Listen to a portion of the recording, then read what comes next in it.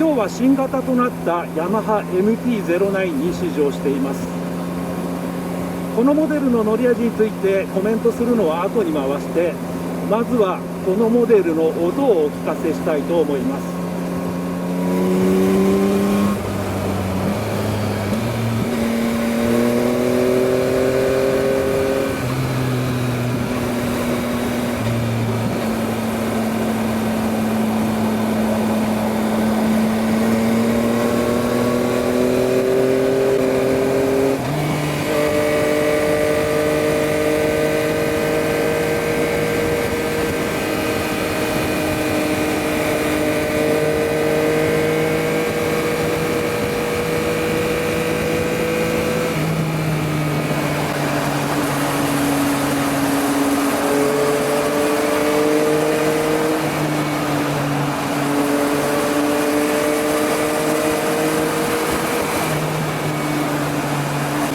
音質的に言うと、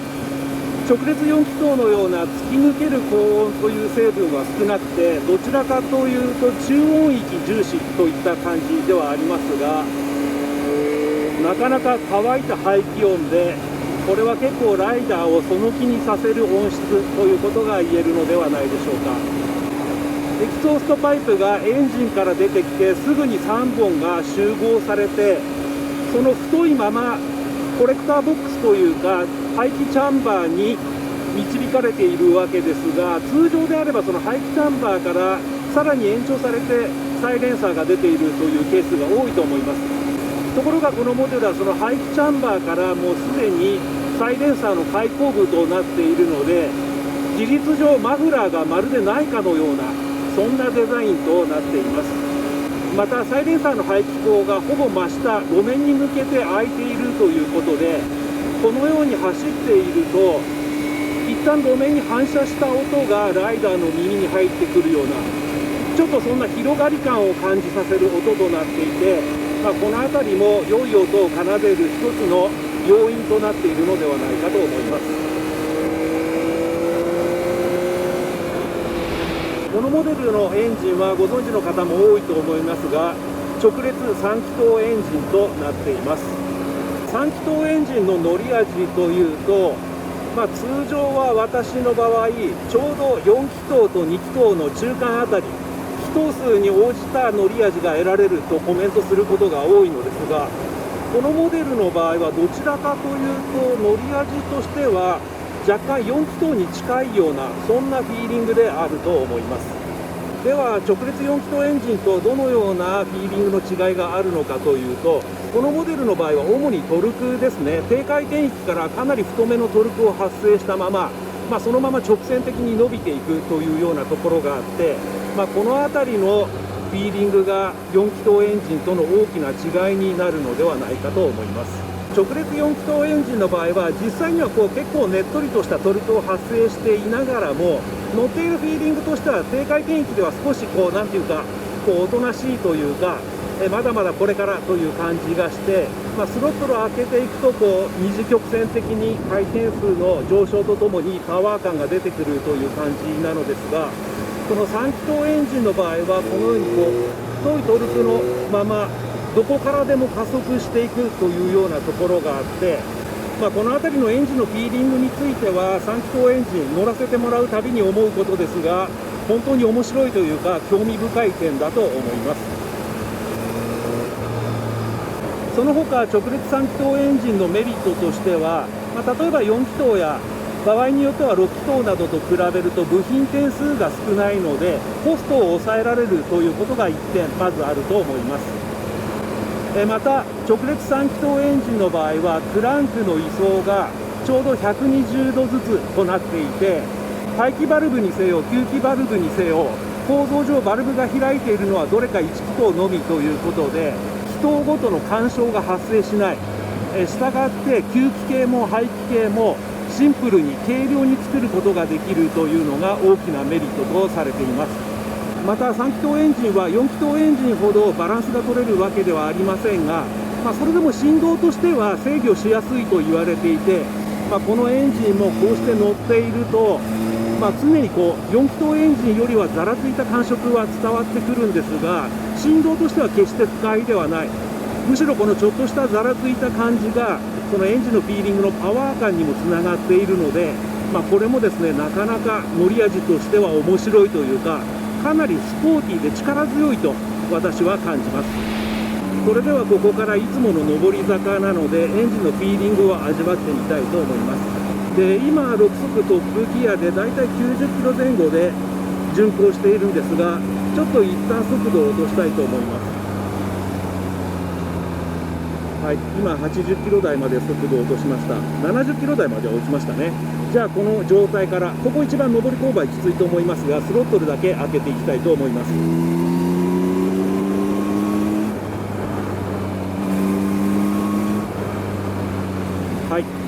はい、1リッターには満たないとはいえかなりの排気量ですから、これぐらいの坂道はもう平坦路とフィーリングもほとんど変わらないといった感じ。それどころかこのように開けてみると分かることですが、同じ排気量のエンジンがなかなかないので直接的な比較はできませんが、開けた瞬間から直列4気筒エンジンよりも太めのトルクがドンと出てくるという感じで、この辺りがですね、先ほども言った通り直列3気筒エンジンの面白さ、乗り味のエキサイティングなところではないかと思います。それではちょっとギアを落としたいと思います。はい、今4速まで一挙に落としました。このモデルはアップダウン両対応のクイックシフターが搭載されているので、こういった操作をするときもライダーは本当に楽ができるなという感じです。それでは4速でちょっと開け閉めしたいと思います。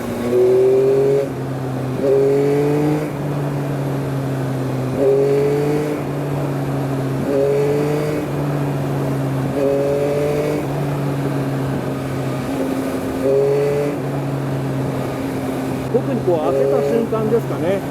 ちょうどこのタンクの前方両脇が吸気口になっているんですが、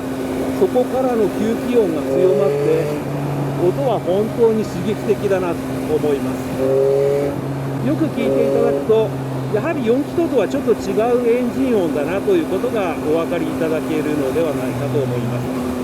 もう1速だけ落としましょうか。はい、今3速。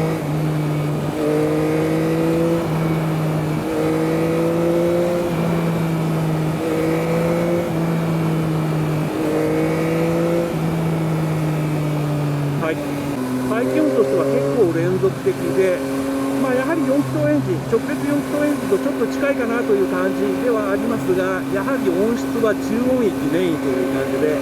この辺り排気音に関してはそれぞれ好みはあると思いますが、私はこの音は本当にいい音だなと思います。従来のモデルと比較すると電子制御、電子デバイスがかなり充実したという印象で、例えばですね、このヤマハのパワーモードですかね、B モード、これに関してはスロットルを戻したときに操作ができるようになるんですが、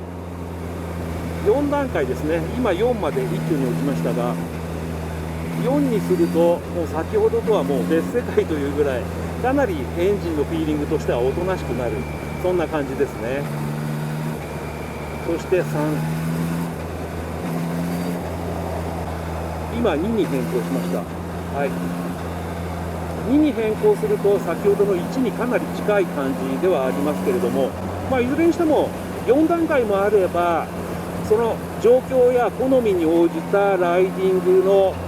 フィーリングの調整ができるのではないかと思います。それではまた最も元気のいい1にしたいと思います。はい、今1に、そうですね、やっぱりスロットルを開けた時の前に出る様子、元気の良さがかなり違うなという印象です。今回のモデルチェンジに伴ってパワーユニット周辺にはかなり多く手が入れられているようです。例えばエンジン本体で言えばピストンが軽量な新設計なものとなっていますし、あとトランスミッションに関しては1速2速が従来モデルと比べるとややハイギアードなで、これまでのモデルはこのモデルと比べると少しローギアードになっていたのでちょっとじゃじゃ馬な感じがあったんですが、その辺りが若干ハイギアード化されたことによって慣らされているので、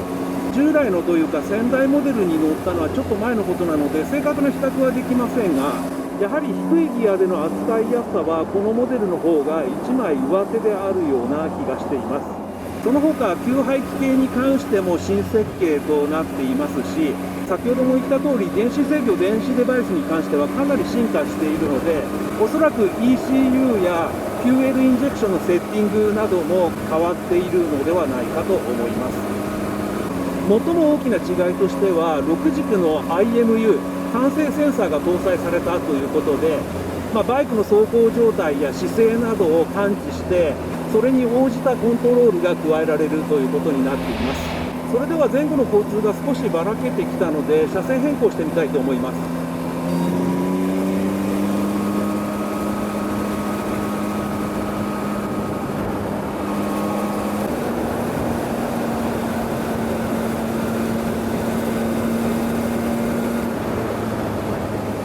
はい、車線変更はものすごくシャープです。エンジンの横幅が短いので、このように車線変更するときも特にこのリーン方向の動きがものすごく軽いんですよね。またこのエンジンは特にコンパクトに作られているのでフィーリングとしてはもう2気筒エンジンと何ら変わらないのではないかというぐらい、それぐらいリーンが軽くシャープな動きとなっています。またエンジンの横幅を短く作れるということはそれだけ高速で回転している部品も短くなるので、このようなリーン方向の動きの時に影響するジャイブ効果も少なくなる、これがですね軽くてシャープな動きに一役買っているのではないかと思います。また形式は全く違いますが車体のフィーリングとしては前回試乗した MT-07 とかなり近いなという気がしています。前回試乗した MT-07 はスチール製のパイプを組み合わせたフレームとなっていますが、この MT-09 は運動性能の向上に伴ってそれに対応するアルミフレーム、そしてアルミ製のリアスイングアームなどを採用していて、イメージ的にはずっと強固なフレーム、どちらかというと硬いフレームという感じがするのですが、こうして乗ってみるとその前回乗った MT-07 と同様フレームはちょっとしなやかなのではないかと感じさせる、そんなフィーリングとなっています。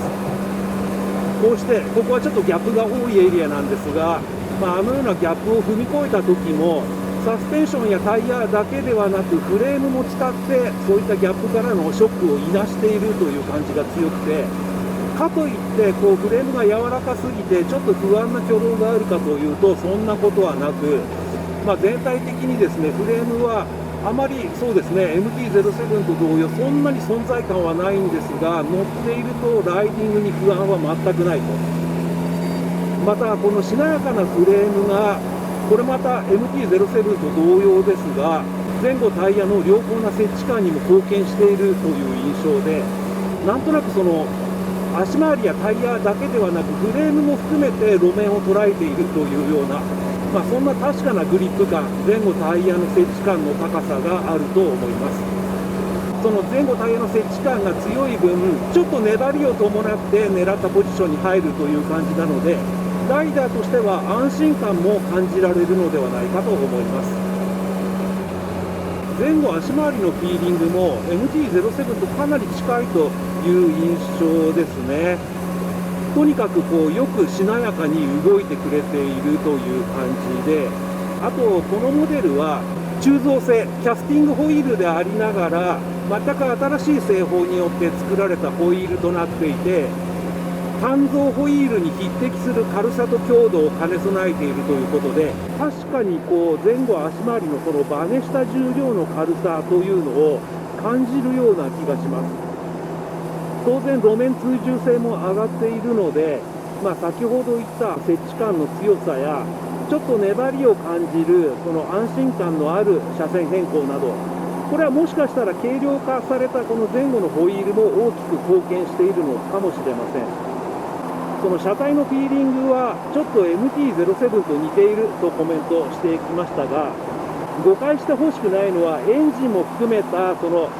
バイク全体の乗り味としてはもう全く異なるものとなっている。それを如実に表しているのが